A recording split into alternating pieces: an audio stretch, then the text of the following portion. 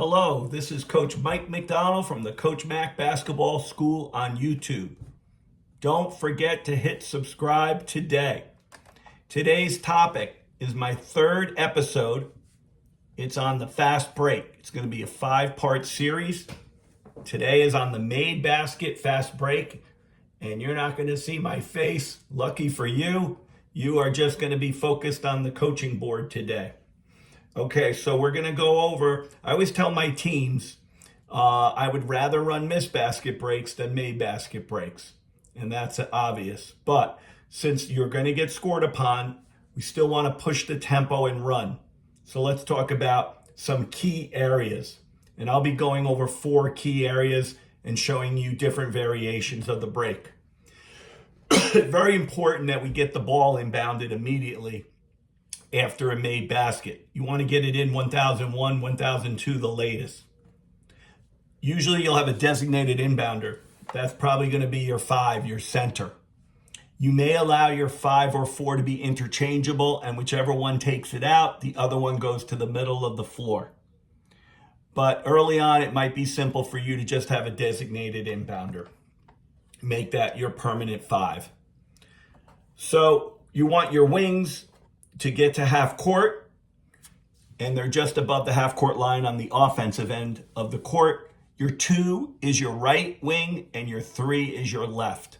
And make them learn their positions. Always tell kids, are you the 2 or are you the 3?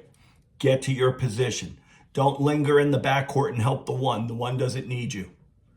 Okay, so after the score is made, we talked about the first most important thing, get the ball inbounded immediately.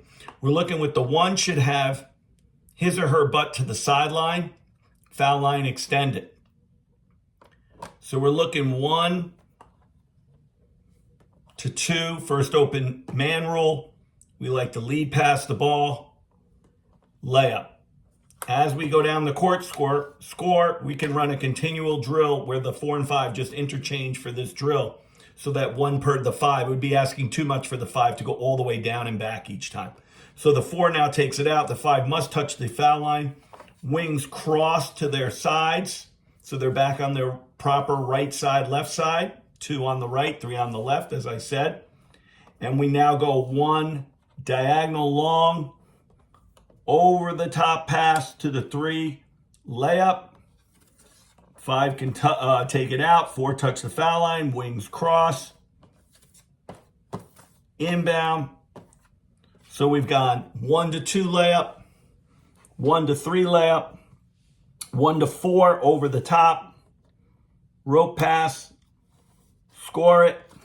Cross.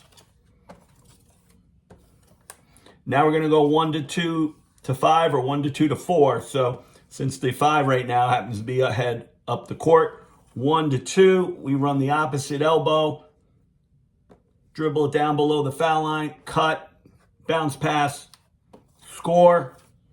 So now we've gotten an inside post up, and with that, we start to teach that post player. We may get it from the 2. If you're being fronted from the baseline side, box that person, that defender down towards the baseline.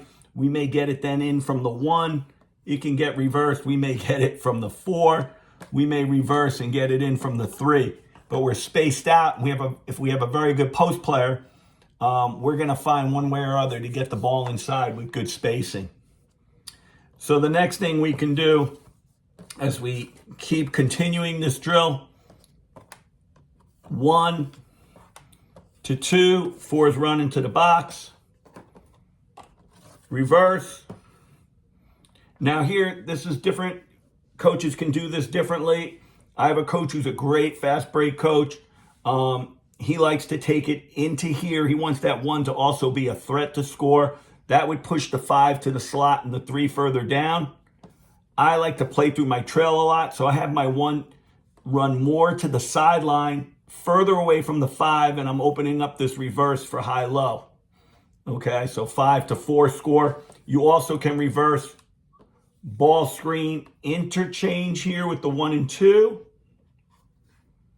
Now, there's a couple different things we can do off this ball screen action. We can try to turn the corner to score, so we pick and pop the 5 for that corner shot, and the 4 comes and sits right on top and boxes out any shot blocker, and the 3 can get right down the lane. So that would be pick and pop. You may prefer pick and roll. If you're going to go to the pick and roll, coming off that screen, the 4's lifting, as I talked about that interchange action on the weak side, and you drop it in, and you have a cleared outside. So those are just a couple of the options. I'm going to be doing secondary actions off the fast break on one of the videos, so I don't want to get too much into this. It's important that let's go over the key parts here. Get the ball inbounded quickly. That's number 1. Number 2, run your lanes wide. Lanes wide. Ball in quickly.